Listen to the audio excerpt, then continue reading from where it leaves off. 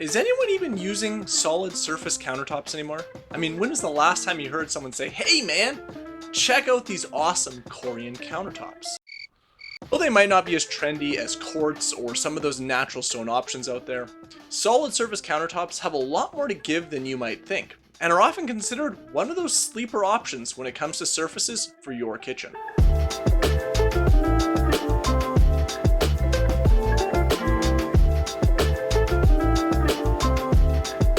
Countertops, and more countertops. The choices are crazy when you really sit down and think about how many options are available today.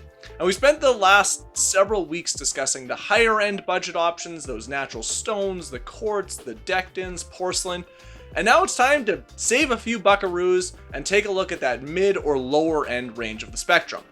There are probably several brands out there that you have heard of and may not have even associated with solid surface countertops. Brands like Corian or Formica or Avenite.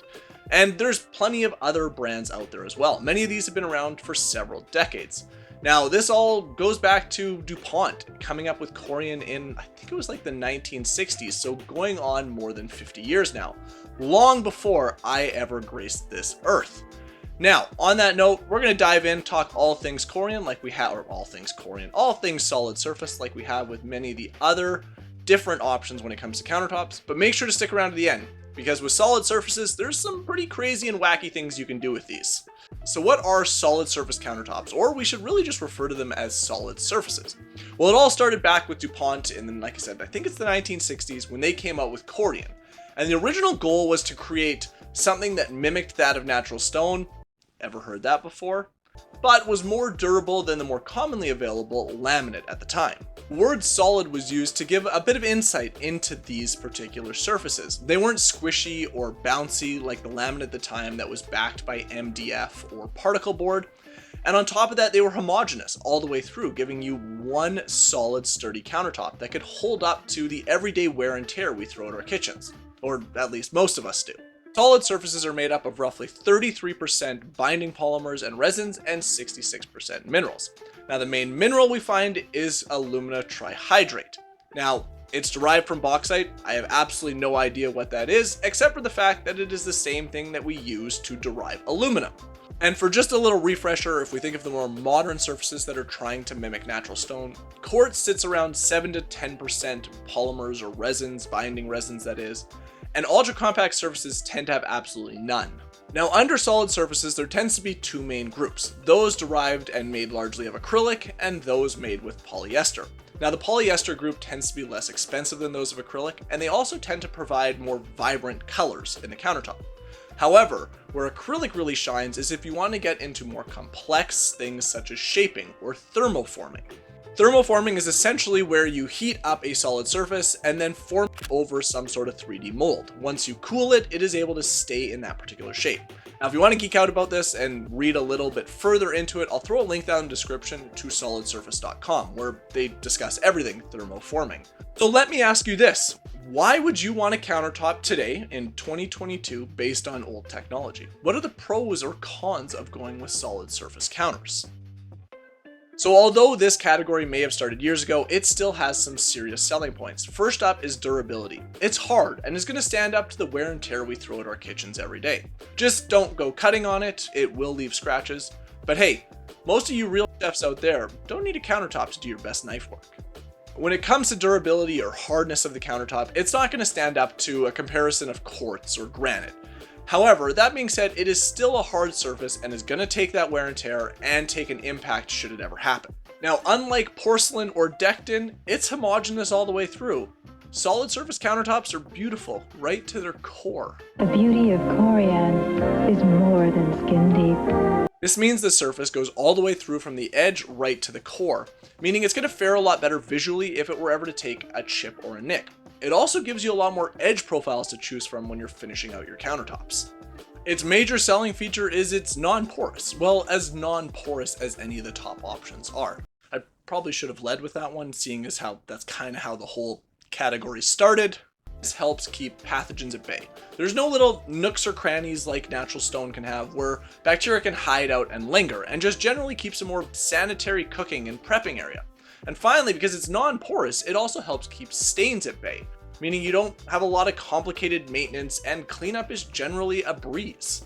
Now, should you ever happen to scratch or nick the surface, solid surfaces are actually pretty easy to repair. Like I said earlier, you can't cut on it, or if you drag heavy, sharp objects, you probably will leave scratches. But even the least DIY motivated homeowner can tackle this with an orbital sander and a fine grit sandpaper. And finally, last but not least, there is a huge variety, a massive selection of colors that will allow you to coordinate with pretty well any design. So, moving on. No, we are not going to move on yet because there's cost. Can't forget about cost. It's not a con this time. We're going to put this under the pro category because you are going to save a ton of dollars going the solid surface route. Now that's it. We can move on to the cons, except there are none. No, I'm just kidding. Wouldn't that be nice though? Something without any downsides whatsoever. You could just wholeheartedly dive in and not worry about.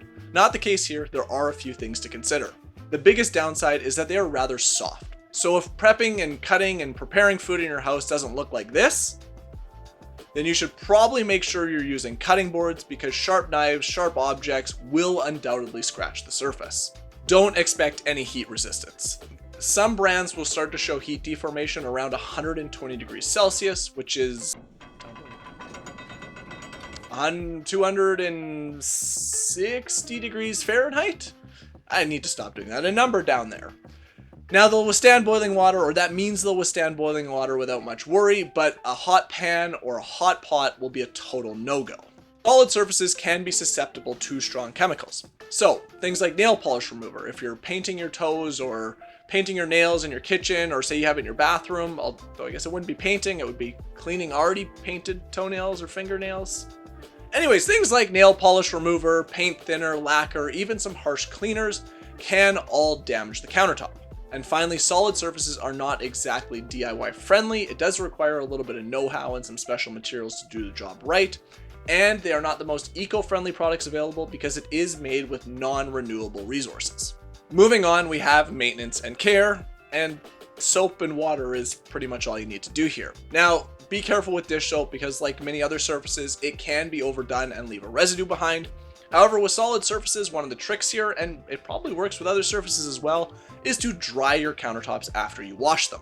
If you do happen to get a more stubborn stain on your solid surface countertop, something like Barkeeper's Friend, which we've talked about before, or Scotch-Brite pads, generally can pull it out pretty easily. Alrighty, time for something a little bit different, something a little more fun, and just some crazy ideas that you can do with solid surface countertops. So first up, I have sinks and backsplashes. So back when we talked about soapstone, you could also create a sink and countertop together that is relatively seamless in design. Now what's cool about solid surfaces is you could actually do the same, but they can be different colors. So if you're working with something like Corian, you could have a white sink and a standard colored countertop that matches the rest of your kitchen and still get that near seamless design. Additionally, you can pair your Corian countertop or your solid surface countertop with a backsplash. So basically take the solid surface and put it on your backsplash. Not really any different than other natural stones or quartz or really anything else we've talked about. However, what is cool is solid surfaces can be routed and made to look like tile. However, unlike tile, you don't need to worry about keeping any grout lines clean. You can use solid surfaces as shower or tub walls, or even wainscoting or wall cladding within your bathroom. They're all water resistant. And the seamless design prevents the need for any grout, again contributing to that sort of waterproof nature of our bathrooms. And unlike natural stone, you don't need to worry about continually sealing them in this location. Then there is dye sublimation. This is pretty cool. So you can take a photograph, a logo, pretty much whatever you want, and have it embedded directly in the solid surface. From my understanding, a specialist can take your photograph or logo or picture or whatever you want and transfer it to an ink transfer plate. The ink transfer plate and your solid surface are then heated together, and through a vacuum process and that heat, the ink transfer plate then transfers the image onto the solid surface countertop because that image is now in like a gaseous form and is able to embed directly in the solid surface. Anyways, it's kind of confusing, but it's pretty dang cool because you could have any number of applications here. Wall murals, crazy floors, sports rooms, whatever you really wanted, and it can all be directly embedded in that solid surface. And finally, the last one, which is probably the coolest of all, is cordless power. So imagine being able to walk into your house, set your phone down on your countertop, and it instantly starts charging. This isn't magic or witchcraft, but what has been found is that some forms of Corian countertops are able to conduct electricity. So Corian is working with the Power Matters Alliance to create wireless charging that is directly embedded into these solid surfaces, allowing you to place them strategically throughout your home and give you wireless charging wherever you want it. Well, that's all I have for you this week, our deep dive into solid surface countertops. Although, as we've seen, it's not really just countertops. These are pretty versatile surfaces.